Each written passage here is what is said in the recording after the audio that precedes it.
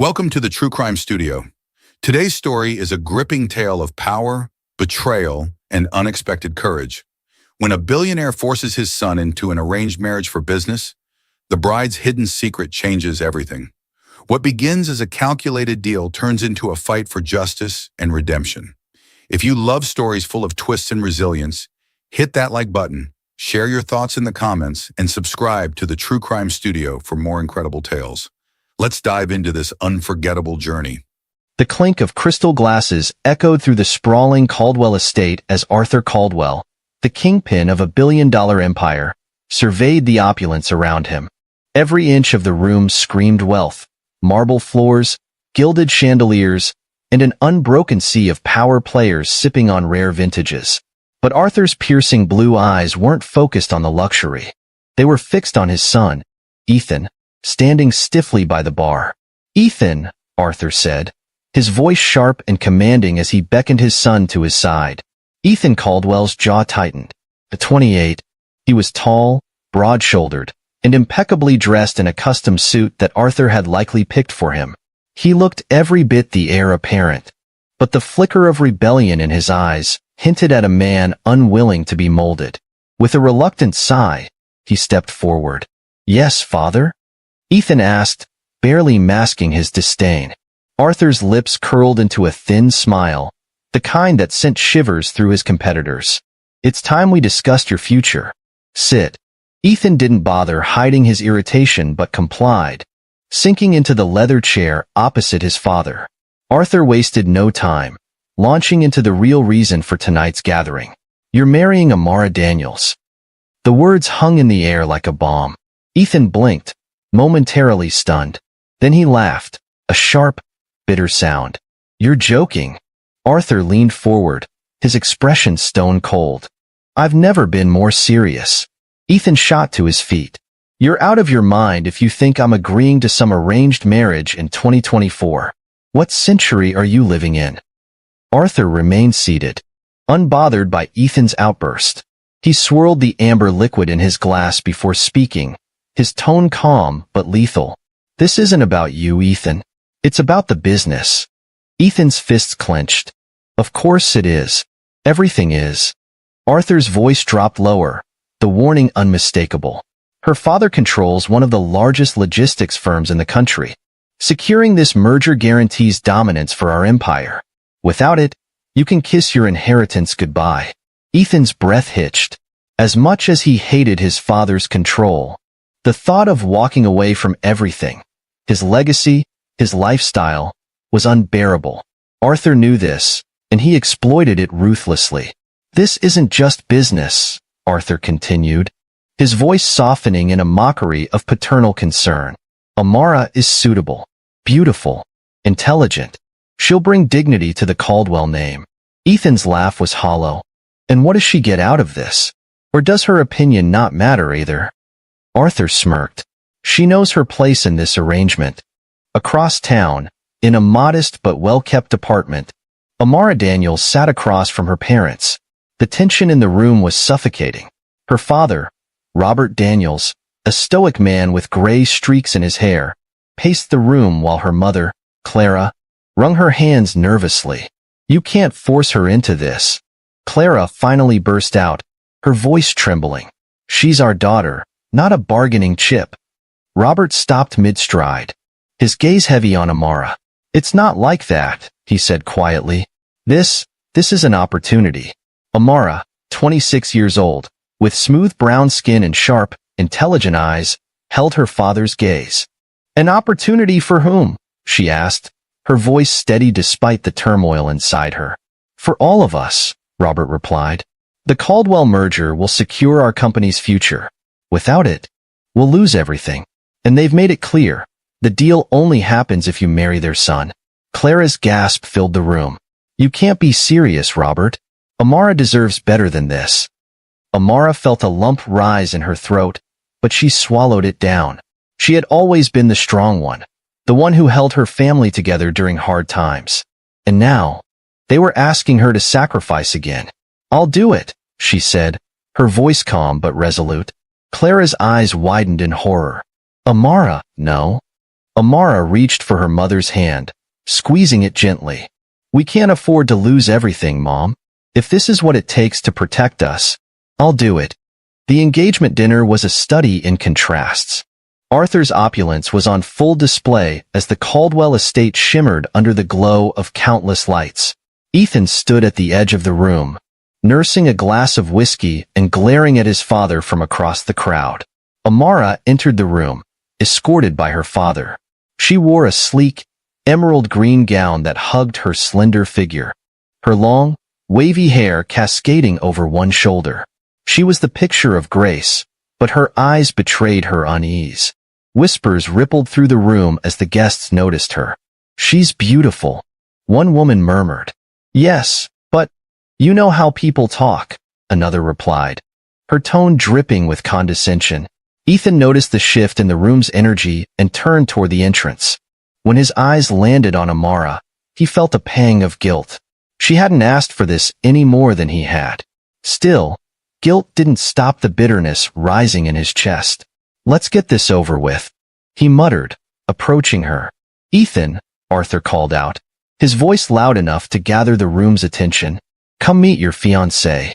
Amara lifted her chin, meeting Ethan's gaze as he approached. Her eyes were guarded but unflinching.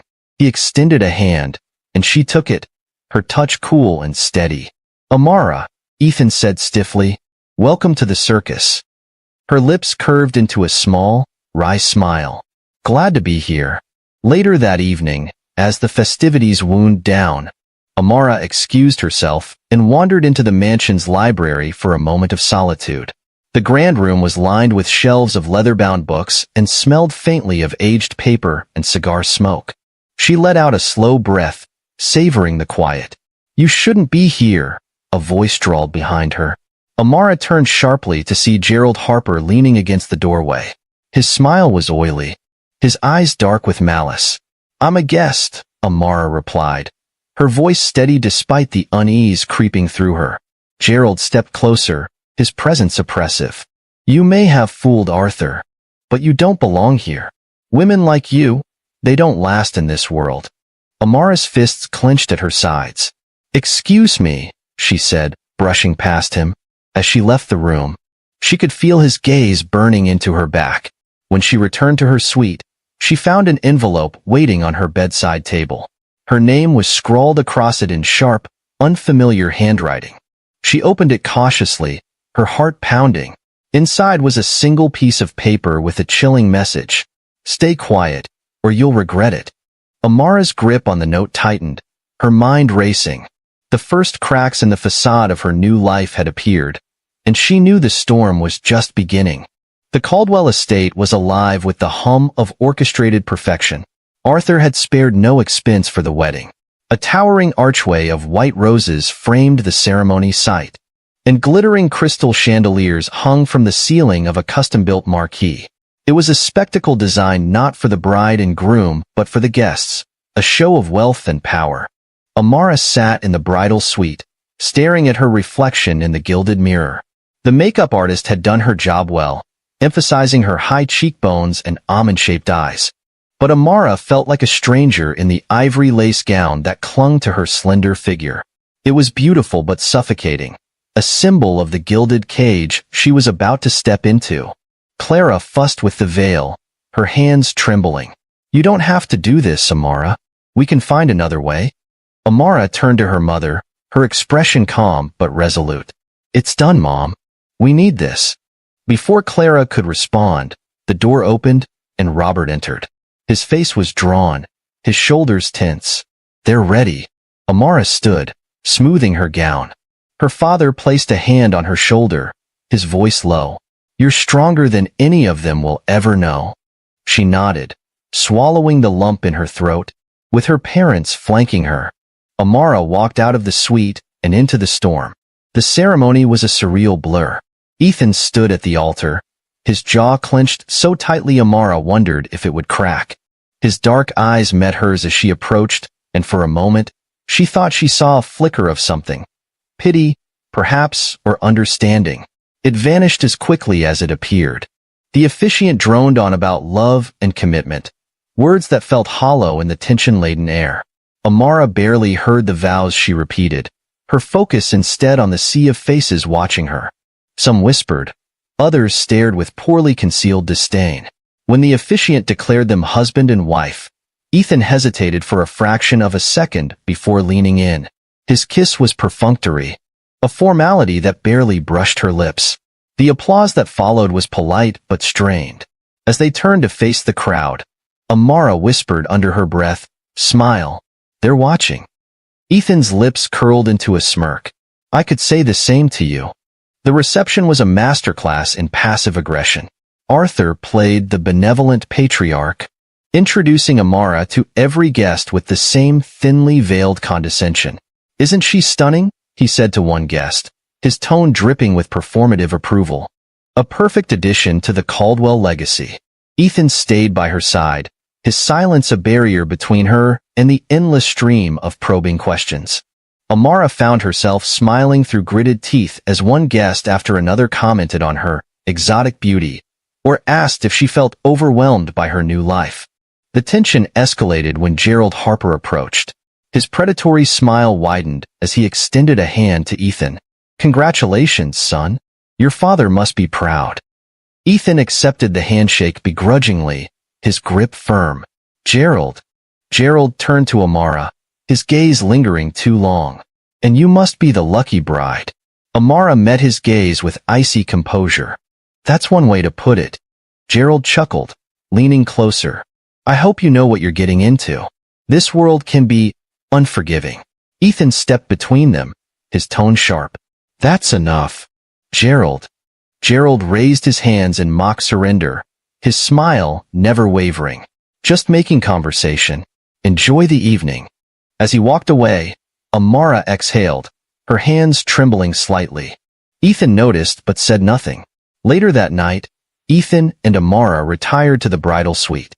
The room was as lavish as the rest of the estate, with floor-to-ceiling windows offering a view of the moonlit gardens. A bottle of champagne sat on the marble table, unopened. Ethan loosened his tie, his movements stiff. Well, that was a nightmare. Amara slipped out of her heels, her feet aching.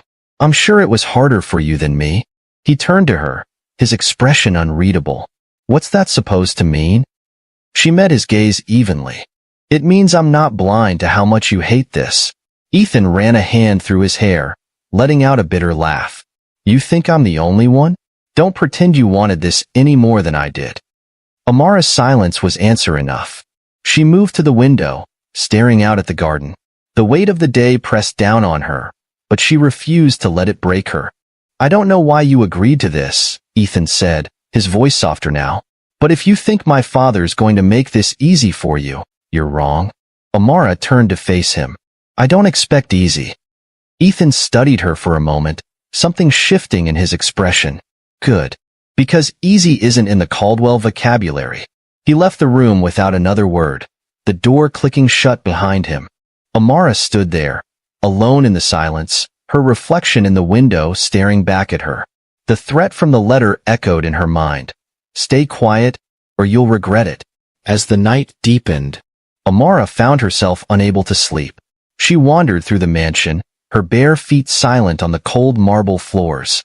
The grand corridors felt oppressive, the air thick with the weight of unspoken secrets. She ended up in the library, drawn to its quiet solitude.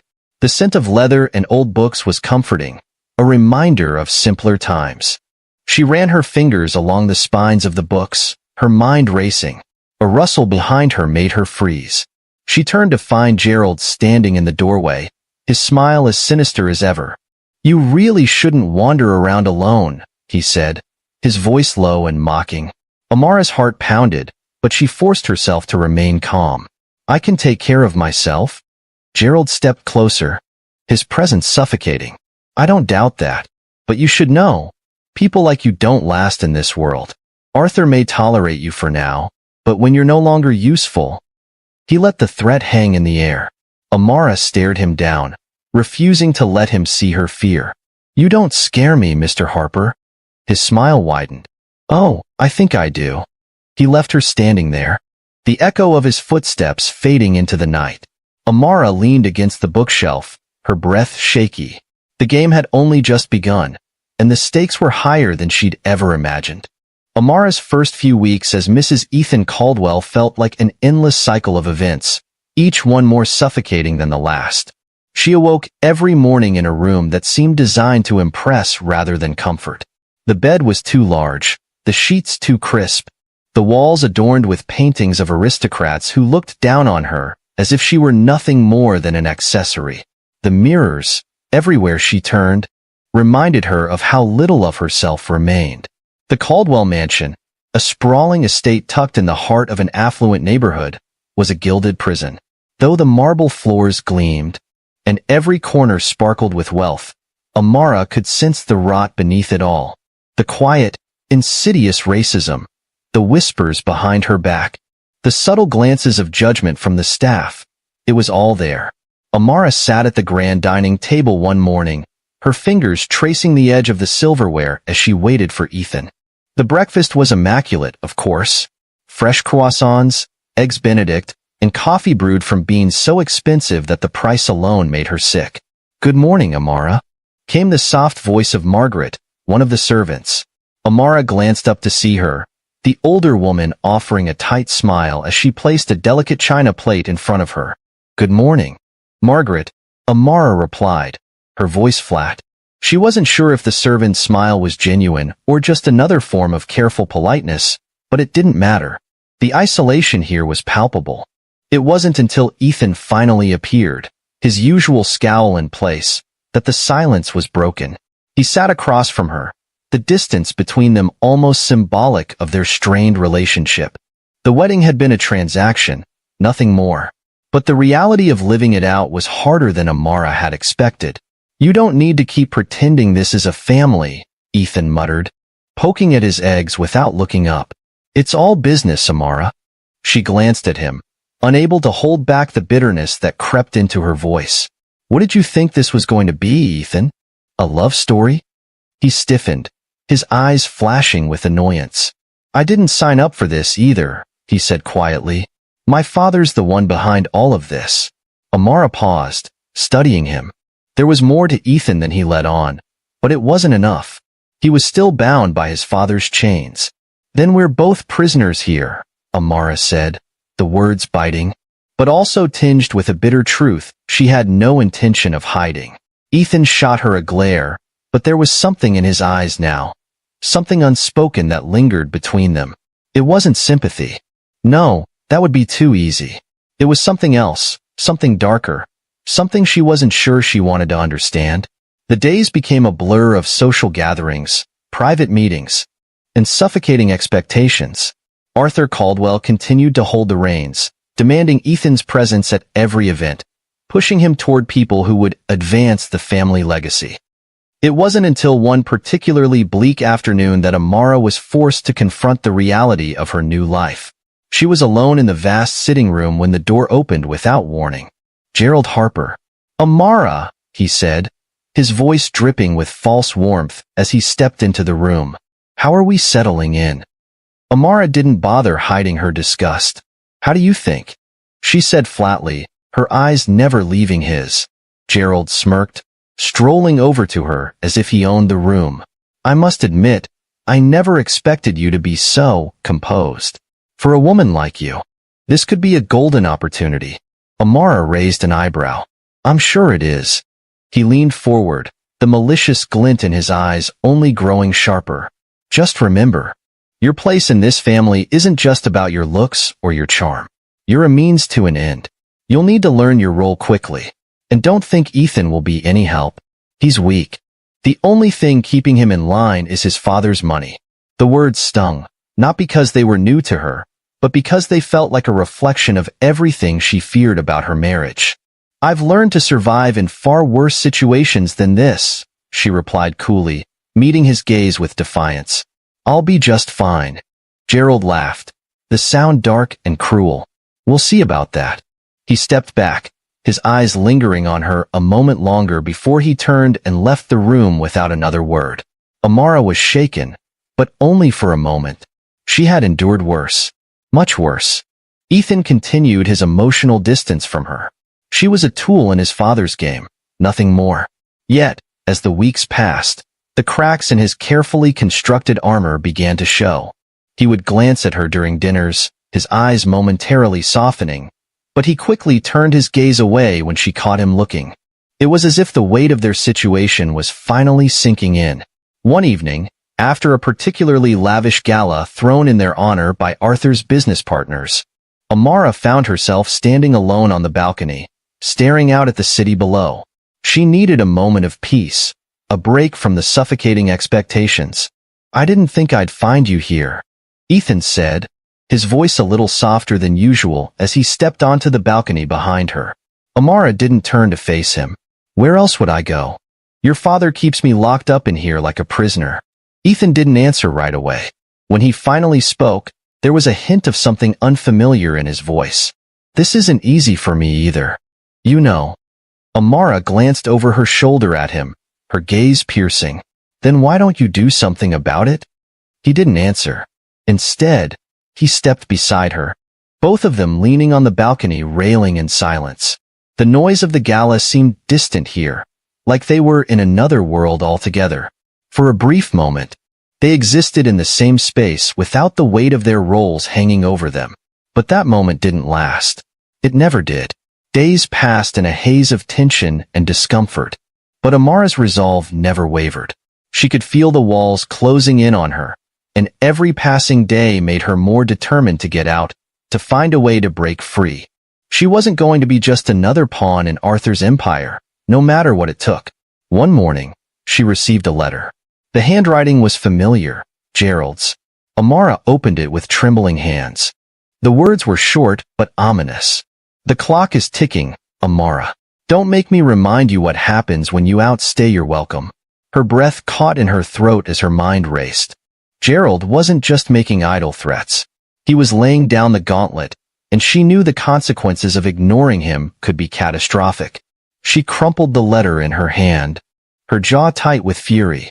It wasn't enough that she had to marry Ethan. Now, she had to fight a war on two fronts, against the man who controlled her life and the man who owned her marriage. And she had no choice but to play the game. The library was quiet, save for the occasional crackle of the fireplace. Amara sat at the desk, staring at the dossier she had found in Arthur's office earlier that day. Her hands trembled as she flipped through the pages, each document a thread in a web of corruption. Financial statements, falsified reports, and records of secret meetings were all laid bare before her. But what chilled her to the core was the final file in the stack. A newspaper clipping from years ago about a young woman who had gone missing under suspicious circumstances. Amara recognized the name instantly. It was someone she had known in her old life, someone who had tried to fight back against Gerald Harper and had disappeared without a trace. Her breath quickened as the memories flooded back. Years earlier, Amara had been a bright, ambitious college student working part-time at a high-end restaurant. It was there that she first encountered Gerald Harper. He was a regular patron, always seated at the most expensive table, always surrounded by an entourage of sycophants. First, she thought nothing of him, just another entitled businessman flaunting his wealth. But one night, Gerald had stayed late, insisting that Amara serve him personally. His comments had started off as harmless flattery, but they quickly turned into something far more sinister. He had cornered her in the back of the restaurant, his hand gripping her wrist tightly as he whispered threats disguised as compliments. "You're too beautiful to waste your time here," he had said, his smile sharp and menacing. "Let me take care of you." Amara had managed to pull away that night, but it wasn't the end. Gerald had pursued her relentlessly, his advances growing more aggressive with each rejection. She had gone to the restaurant's management, but they had dismissed her concerns, unwilling to alienate a wealthy client. It was only when another waitress, a friend of Amara's, came forward with similar complaints that they realized the gravity of the situation. But before they could act, Gerald's power came into play. The waitress vanished without a trace, and Amara was left shaken, knowing that she could be next. Now, years later, that same man was back in her life, and his threats were as potent as ever. The note he had left her after the wedding was a stark reminder of the danger she was in. But this time, she wasn't a powerless waitress. She had resources now, and she intended to use them. She closed the dossier and leaned back in her chair, her mind racing. She needed a plan. Gerald wasn't just a threat to her. He was a threat to anyone who crossed him. And then there was Arthur, the man who had orchestrated this marriage, who had likely known all along about Gerald's crimes and had chosen to protect him for the sake of their business dealings. Amara clenched her fists. She wouldn't let them win. Not this time. The next morning, Amara confronted Ethan. He was in his study, hunched over his laptop, his expression dark and brooding. She shut the door behind her, and he looked up, startled by her sudden presence. "We need to talk," she said, her tone firm. Ethan raised an eyebrow. "About what?" She hesitated, wondering how much she could trust him. But if she wanted to take down Gerald and Arthur, she would need an ally. And Ethan, despite his flaws, was the closest thing she had to one. "Gerald Harper," she said, watching his reaction closely. Ethan stiffened, his jaw tightening. "What about him?" Amara stepped closer, her voice lowering. "I know what he's done. I know about the women he's hurt, the lives he's ruined. And I know your father has been covering for him." Ethan's expression darkened.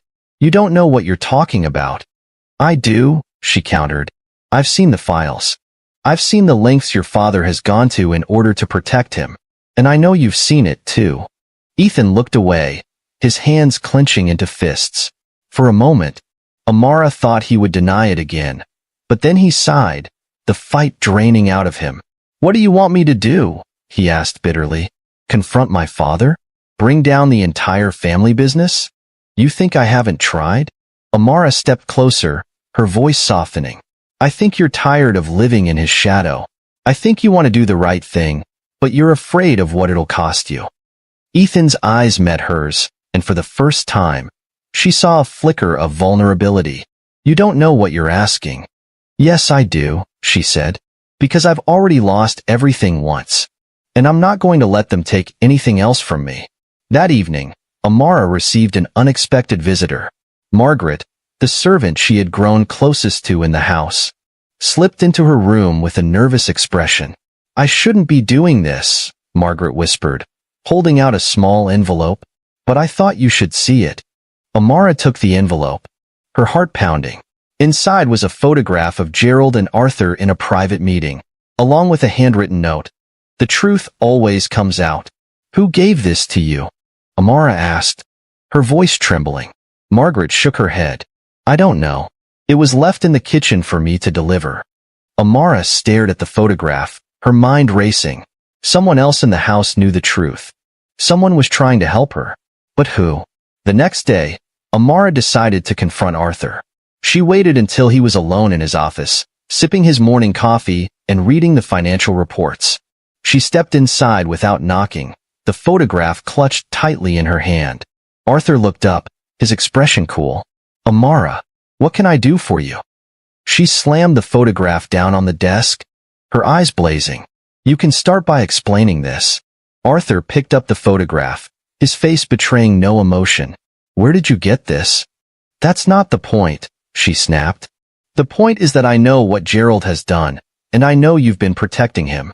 Arthur leaned back in his chair, his gaze steady. "You've been busy, haven't you? Don't play games with me," she said, her voice rising. "You've been covering for a predator. You've put countless lives at risk, all for the sake of your business. Do you even care?" Arthur's expression hardened. "You don't understand the sacrifices it takes to build an empire. Sometimes, compromises have to be made." "Compromises?" Amara repeated, her voice trembling with rage. "Is that what you call protecting a monster like Gerald?" Arthur stood, his towering presence intimidating, but Amara refused to back down. "You're playing a dangerous game, Amara. You're not the first person to challenge me, and you won't be the last. But let me make one thing clear. You won't win." Amara met his gaze, her resolve unwavering. "We'll see about that." As she left his office, her mind was already working on her next move. She had crossed a line, and there was no going back. But if Arthur thought she was going to back down, he was sorely mistaken. The tension in the Caldwell household was palpable. Days after her confrontation with Arthur, Amara found herself under constant surveillance. The staff, once neutral or indifferent, now avoided her entirely. Even Ethan seemed more guarded, though he hadn't confronted her about her escalating defiance against his father. Amara knew she had stirred the pot, but she wasn't finished. She had crossed the threshold of fear and was now fueled by a singular purpose: justice. It was late evening when Amara found Ethan in the greenhouse, one of the few peaceful places in the sprawling estate. The glass structure was filled with lush greenery, a surprising contrast to the cold, lifeless opulence of the mansion. Ethan stood near a row of orchids, staring blankly into space, a glass of bourbon in his hand. "You're hiding," Amara said as she approached. Ethan glanced at her but didn't respond. His silence spoke volumes, so she continued. "You think if you avoid everything long enough, it'll go away. It won't." He turned to her, his expression unreadable. "You're awfully bold for someone who's walked into a lion's den." Amara crossed her arms, her gaze steady. "I don't have the luxury of running away. You do, but you're too scared to take it." Ethan's jaw tightened. "You don't know anything about me." "Don't I?" she shot back. "You're a puppet, Ethan. Your father pulls the strings, and you dance. But you're not just hurting yourself. You're letting him destroy everything and everyone around him." Her words struck a nerve, and he slammed his glass down on the nearest table, the sound echoing through the greenhouse. "You think it's that simple? You think I haven't tried to break free? Then try harder," Amara said, her voice unwavering. "Because if you don't, you're complicit." For a long moment, they stared at each other, the air between them charged. Then, without warning, Ethan stepped closer, his voice dropping to a whisper. "Do you have any idea what he's capable of? What he's done to keep his empire intact?" Amara didn't flinch. "I know enough, and I'm not afraid of him." Ethan's lips twisted into a bitter smile. "Then you're either brave or stupid." "Maybe both," she replied. "But at least I'm not a coward." The words hung in the air, and for the first time, Amara saw something shift in Ethan's eyes. A flicker of respect, maybe even admiration. Without another word, he turned and walked away, leaving her alone in the greenhouse. The next morning, Amara found Margaret waiting for her in the hallway. The older woman looked nervous, glancing over her shoulder as if expecting someone to appear. "Mrs. Caldwell," Margaret whispered, "I need to speak with you, privately." Amara nodded, leading her into the sitting room and closing the door behind them. "What is it?" Margaret wrung her hands, her voice trembling. "I know what you're trying to do, and I want to help." Amara's eyebrows shot up in surprise. "Why?" Margaret hesitated, then took a deep breath. "Because I've seen what this family does to people who cross them. I've worked here for years, and I've kept my head down, but I can't ignore it anymore. Not after what they've done to you." Amara's heart raced. "Do you have proof? Anything I can use?" Margaret nodded, pulling a small flash drive from her pocket. "This has recordings. Conversations between Mr. Caldwell and Mr. Harper. They think no one listens, but the walls have ears." Amara took the flash drive, her fingers trembling. "Why are you risking this?" Margaret's eyes glistened with unshed tears. "Because someone has to stand up to them, and because I see the fire in you. You might be the only one who can stop them." Amara felt a surge of gratitude, but also a pang of guilt. Margaret was putting herself in danger for her. "Thank you," she said softly. "I won't let this go to waste." That evening, Amara found Ethan in the study, nursing another drink. She placed the flash drive on the desk in front of him, and he looked up in surprise. "What's this?" he asked. "Proof," she said simply.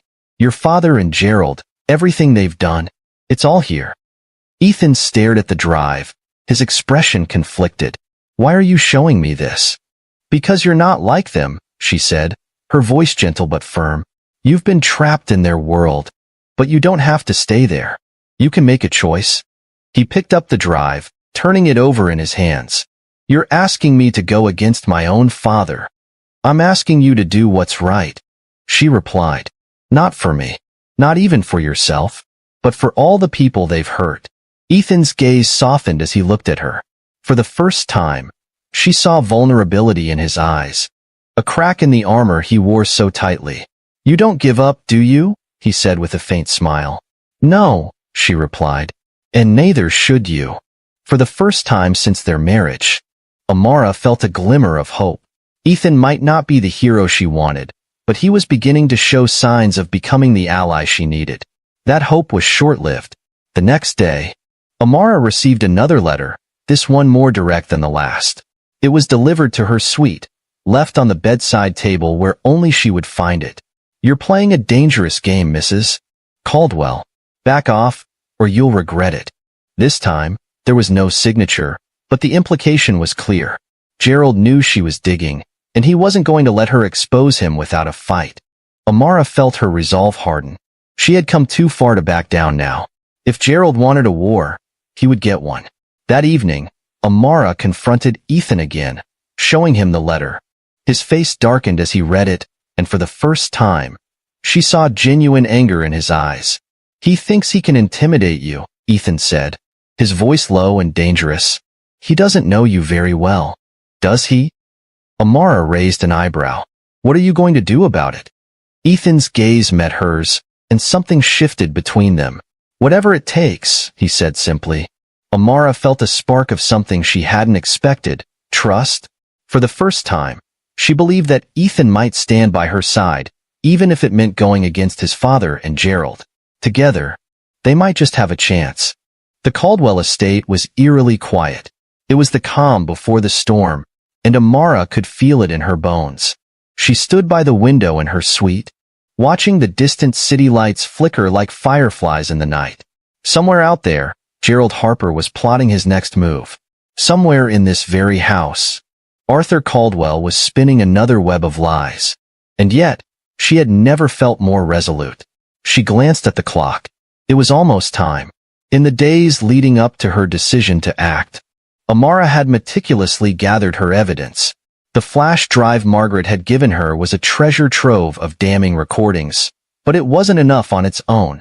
She had spent hours poring over documents she'd managed to copy from Arthur's office, cross-referencing names, dates, and figures. Every thread connected to a larger tapestry of corruption that extended beyond what she had initially imagined. Amara had also made contact with a journalist she trusted, an old college friend who now worked for a reputable investigative news outlet. Tonight, she would hand over the flash drive and everything else she'd compiled. Once the story broke, there would be no turning back. Arthur, in his usual fashion, had planned a gala to celebrate a new milestone for the Caldwell Empire. The guest list was a who's who of the elite, politicians, CEOs, and media moguls, all gathered under the guise of celebrating wealth and success. For Amara, it was the perfect cover. The ballroom was dazzling, with chandeliers casting golden light over a sea of impeccably dressed guests. Amara wore a sleek black gown that hugged her figure, her hair swept into an elegant bun. She moved through the crowd with practiced grace, a glass of champagne in her hand, her sharp eyes scanning the room. Ethan was by her side, his expression unreadable. Though their alliance had grown stronger, he still struggled to fully break free from his father's shadow. Tonight would test his limits. Arthur approached them, his smile as polished as the silver trays of hors d'oeuvres being passed around. "Ethan, Amara," he said smoothly, "you're the picture of a perfect couple." Amara resisted the urge to roll her eyes. "Your gala is lovely, Arthur," she replied, her tone measured. Arthur leaned in slightly, his smile never faltering. "Let's keep it that way, shall we?" Amara met his gaze, the tension crackling between them. Always. It wasn't long before Gerald Harper made his presence known. He approached Amara near the edge of the ballroom, his expression smug as he extended a hand. "Mrs. Caldwell," he said, his tone dripping with mock sincerity. "You look radiant tonight." Amara's smile was cold. "Mr. Harper, always a pleasure." Gerald's eyes narrowed slightly. "Careful, my dear. You're starting to look defiant. That's a dangerous game to play." Amara tilted her head, her voice sweet but sharp. "And yet, I seem to be winning." Before Gerald could respond, Ethan appeared at her side, his presence a wall between them. "Is there a problem here?" Ethan asked, his voice low and steady. Gerald's smile returned, though it didn't reach his eyes. None at all. Just catching up with your charming wife. Ethan's glare didn't waver. Good. Then you'll excuse us? Amara allowed Ethan to guide her away, her pulse racing. She could feel Gerald's gaze boring into her back, but she refused to look back. As the night wore on, Amara began to execute her plan. She had planted copies of the most incriminating documents in strategic locations throughout the mansion. Arthur's office, the library, and even the coat check room. The journalist she had contacted was mingling among the guests, posing as a friend of a prominent politician. Everything was in place. But just as Amara prepared to slip away to meet the journalist, Gerald made his move. He intercepted her near the grand staircase, his grip firm on her arm as he steered her into a side room. Enough games, Amara, he hissed, his charming facade gone. I know what you're doing.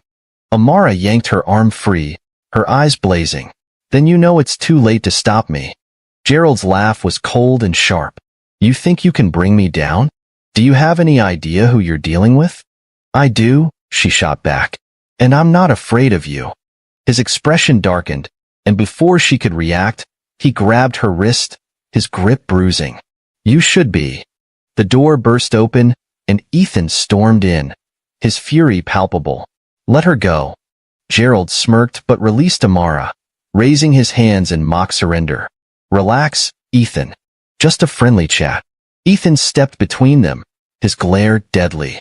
If you ever touch her again, I'll make sure you regret it.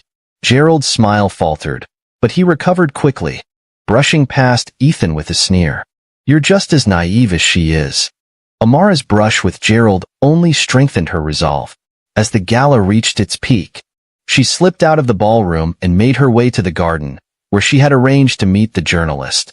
The night air was cool, the scent of blooming roses a sharp contrast to the tension simmering inside her. The journalist was waiting near a fountain, her camera and notebook at the ready. Amara handed over the flash drive, her voice steady despite the whirlwind of emotions inside her. Everything you need is here. Make sure the world sees it. The journalist nodded. You're brave, Amara. This could change everything. It has to, Amara replied. It's the only way. As she turned to leave, she heard the faint sound of footsteps. Panic shot through her, but before she could react, a hand clamped over her mouth, and she was dragged into the shadows. Amara struggled against her captor, her heart pounding as she realized who it was. Gerald's voice was a low growl in her ear. I warned you, didn't I? But you just couldn't listen. He dragged her deeper into the garden, his grip like iron.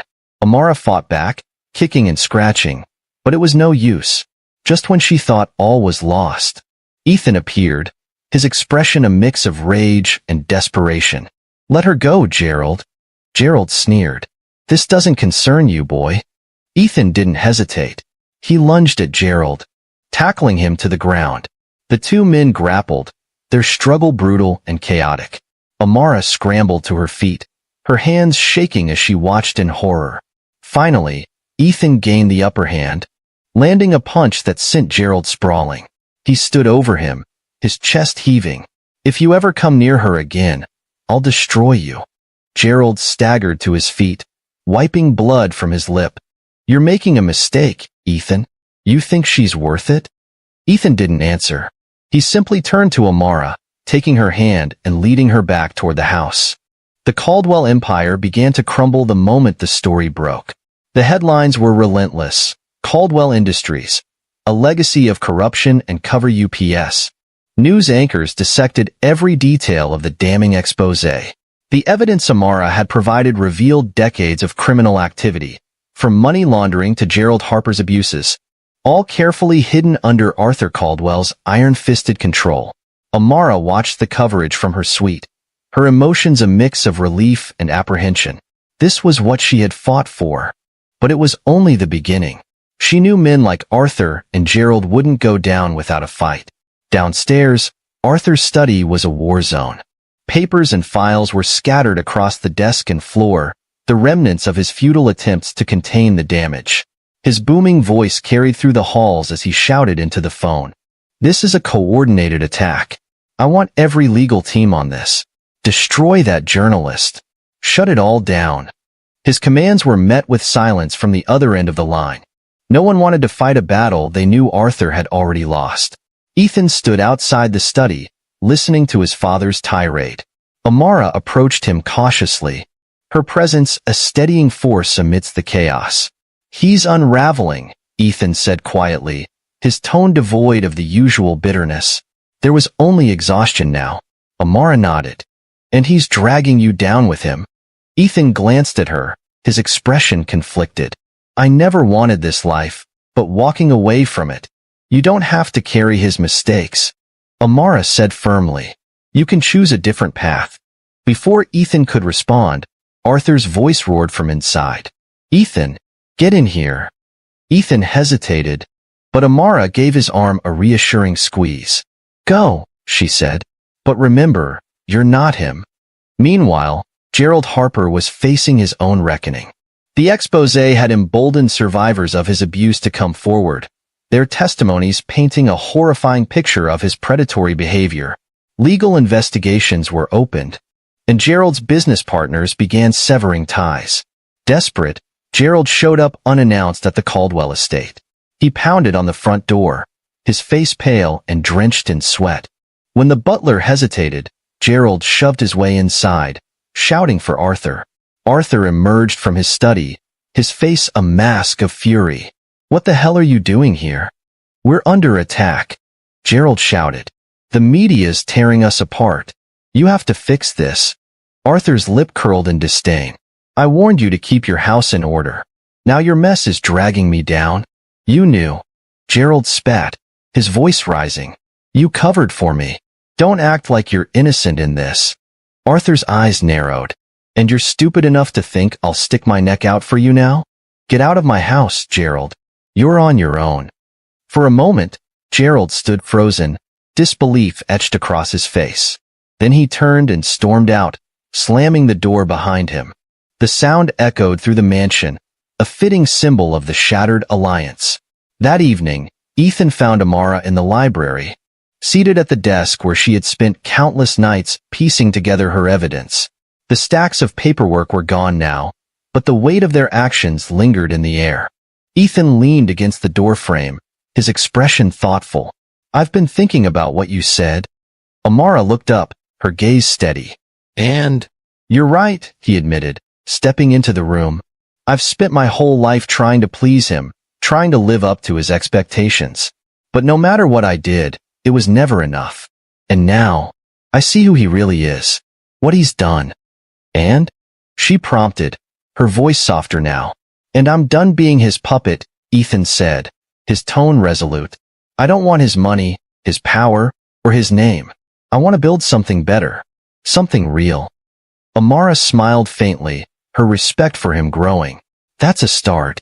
Ethan hesitated, then sat across from her, his expression earnest. "I need your help, Amara. You've already shown more courage than I ever have. I don't know how to fix this mess, but I want to try."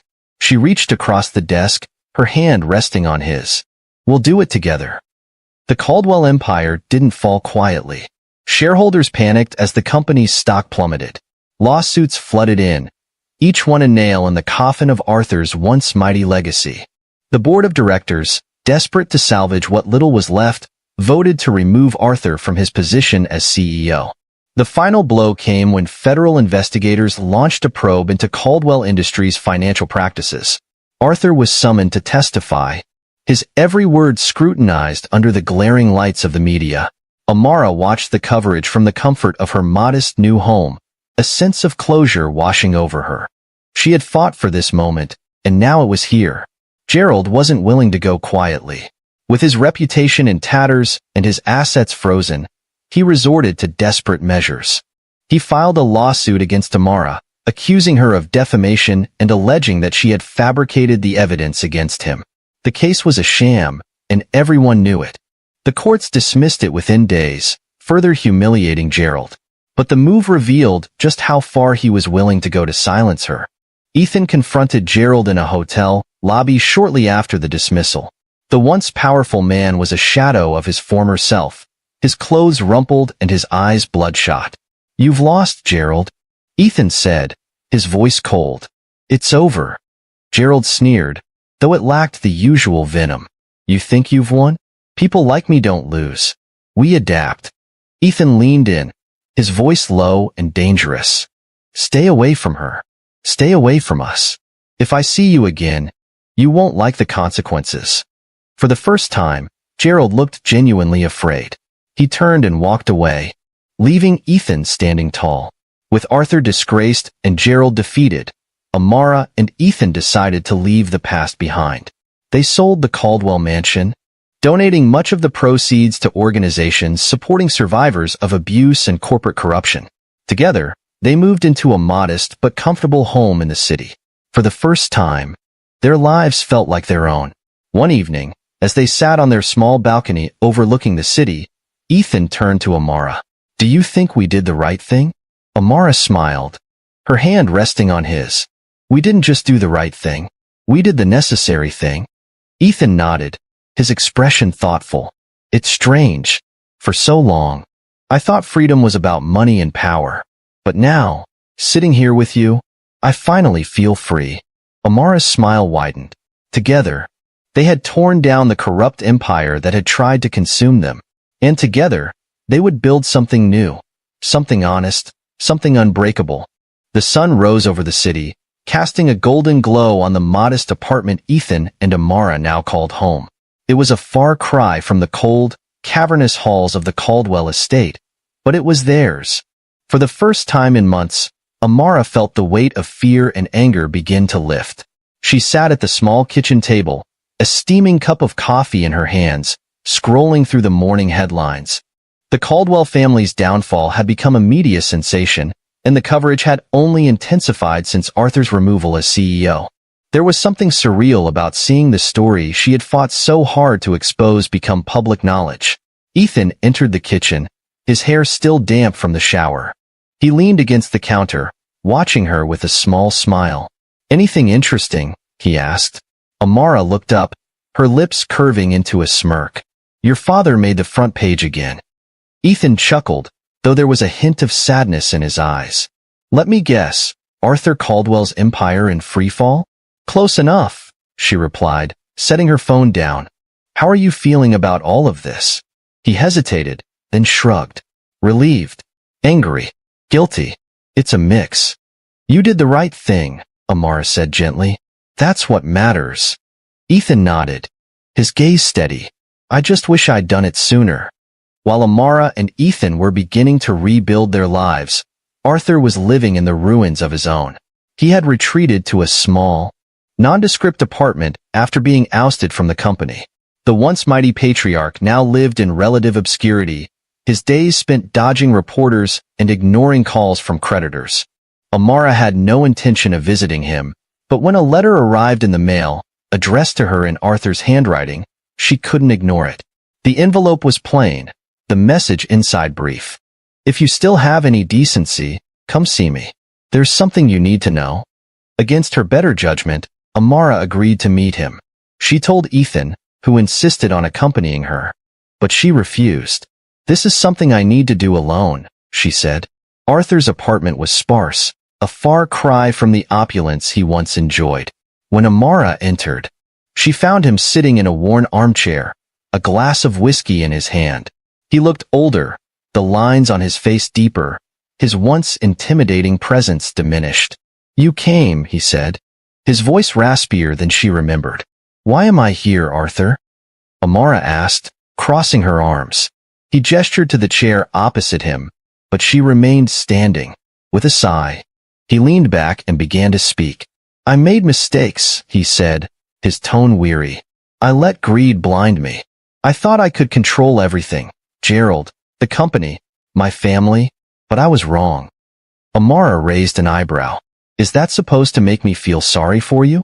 "No," Arthur replied, meeting her gaze. "It's supposed to make you understand. What I did to your family.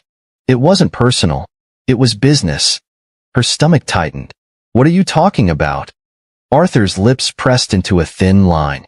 "Your parents' financial troubles. The reason your father agreed to this marriage. It wasn't an accident. I orchestrated it. Amara felt the air leave her lungs. You ruined my family to manipulate me? Arthur didn't deny it. I needed leverage. You were the key to securing the deal. And I knew your father would do whatever it took to protect his legacy. Rage bubbled inside her, but she forced herself to stay calm. Why are you telling me this now? Arthur's gaze dropped to his whiskey glass. Because I'm done fighting. I've lost everything. My company, my son, my reputation. The least I can do is give you the truth. Amara stared at him, her hands trembling. For so long, she had dreamed of this moment, of confronting the man who had caused her so much pain. But now that it was here, it felt hollow. You're right, she said finally. You have lost everything, and you deserve it. Without another word, she turned and walked out, leaving Arthur to drown in his regrets. While Arthur faced his self-imposed isolation, Gerald Harper's fate was far more public. The mounting lawsuits and criminal investigations left him with no choice but to flee the country. Reports surfaced of him living in a remote villa somewhere in South America, a far cry from the lavish life he once enjoyed. Amara and Ethan watched the news coverage together, a sense of closure settling over them. Gerald's downfall was complete, and he was no longer a threat. He'll never be able to hurt anyone again, Ethan said, his arm draped around Amara's shoulders. That's all I ever wanted, she replied. With the past behind them, Amara and Ethan began to focus on their future. They launched a non-profit organization dedicated to helping survivors of abuse and corporate exploitation, using the proceeds from the sale of the Caldwell estate to fund its initiatives. The work was hard but fulfilling, giving them both a sense of purpose. One day, as they were finalizing plans for a fundraiser, Ethan turned to Amara with a mischievous grin.